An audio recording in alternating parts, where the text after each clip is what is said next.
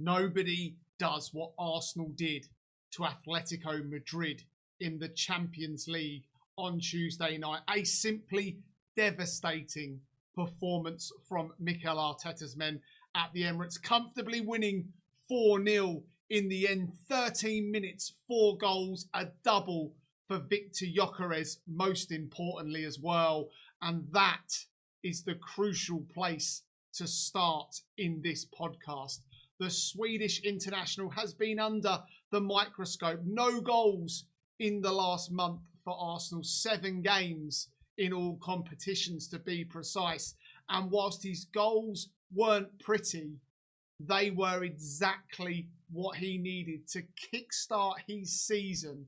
And I believe now Victor Gyokeres will go on a streak of scoring goals, game in, game out. Mikel Arteta was full of praise for his man, commending him for his work rate, commending him, I should say, for getting on the end of those crosses, those flick-ons, little fox in the box. It doesn't have to be pretty, but it is about scoring goals. And the relief from the Arsenal fans, Victor Gyokeres himself, seeing the classic celebration as well from him, was brilliant when it comes to, a player that really has been heavily criticised. I've talked about it already in other podcasts, the prediction podcasts that we do here at the Footy Social Club as well, the analysis of other Premier League games as well. Go check those ones out if you're looking for some other good Premier League content.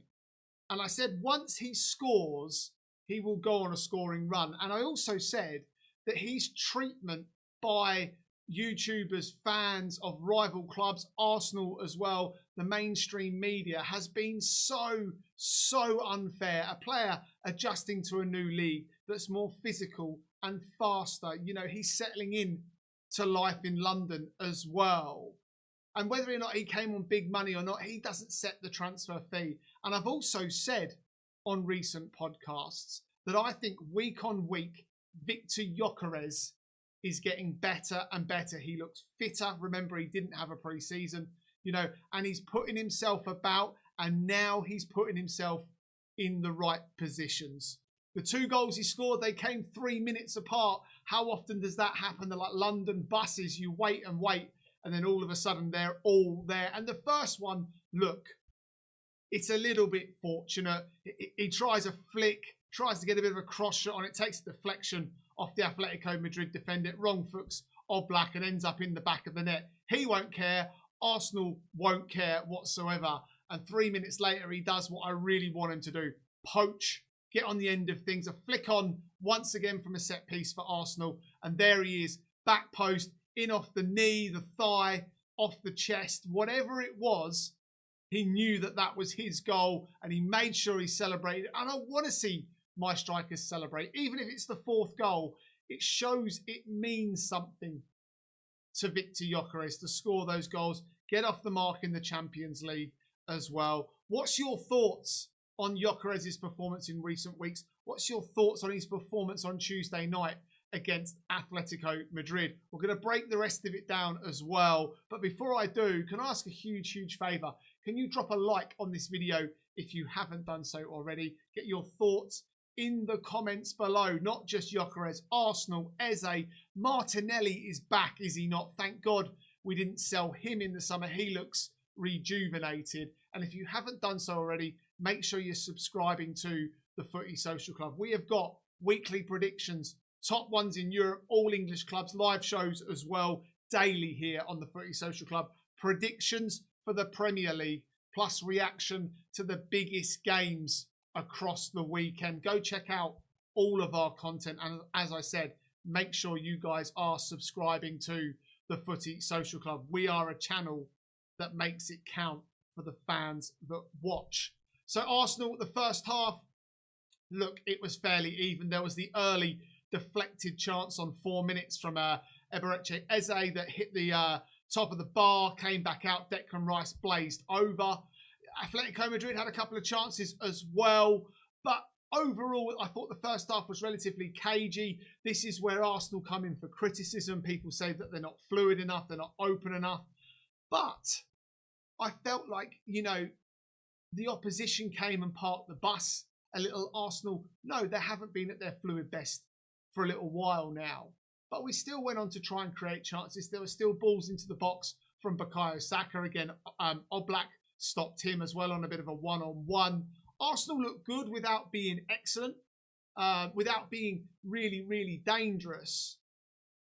But to be honest, whatever Arteta said at half-time, he reset them and they came out and they were a completely different side. Atletico Madrid had the early shot from Julian Alvarez, a player linked with Arsenal as well. That potentially could happen. Berta's got great history with Alvarez. It's a player I'd love to see in an Arsenal shirt as well. He hit the bar.